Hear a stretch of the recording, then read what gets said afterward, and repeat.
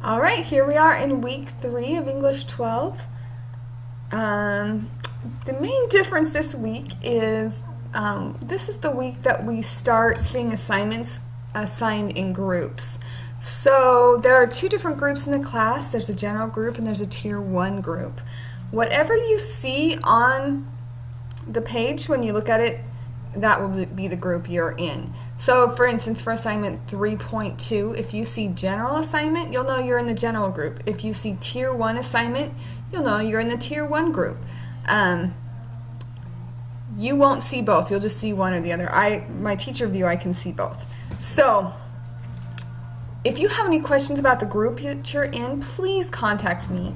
That's something we can definitely discuss. But basically, both groups are reading the same things. The Actively Learn is the same resources, just some of the assignments are slightly different. That's the only difference. So let me know if you have any questions about that. This week, we're going to talk about how to respond to essay prompts. So if you come to a test, a quiz,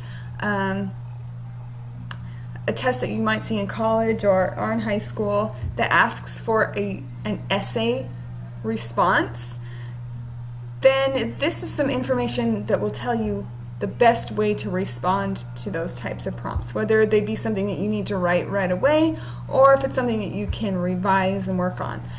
So watch this information and answer the question on this presentation questionnaire. Make sure you do that and we can make sure that you're on the right track for how to write a good topic sentence for an essay prompt. Then you're going to read and actively learn for Act 3 of The Merchant of Venice. Make sure you answer those questions. And there's a Check Your Understanding quiz. Remember, those quizzes aren't graded. They don't affect your grade in any way. They're just for you to make sure that you're on the right track in your understanding of the play. The next thing you're going to do, we're going to talk about Shylock and anti-Semitism, which is a theme that you'll encounter over and over again in The Merchant of Venice.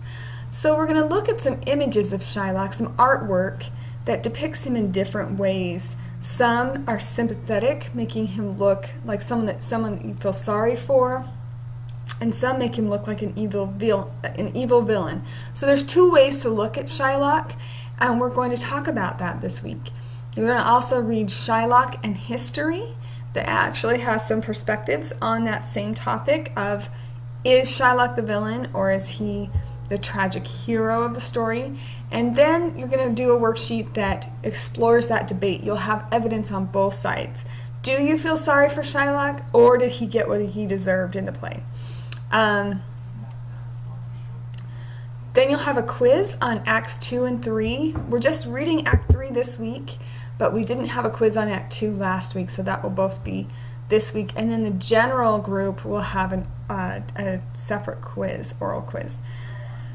And you'll just look at the directions for that. If you have any questions, let me know, and have a great week.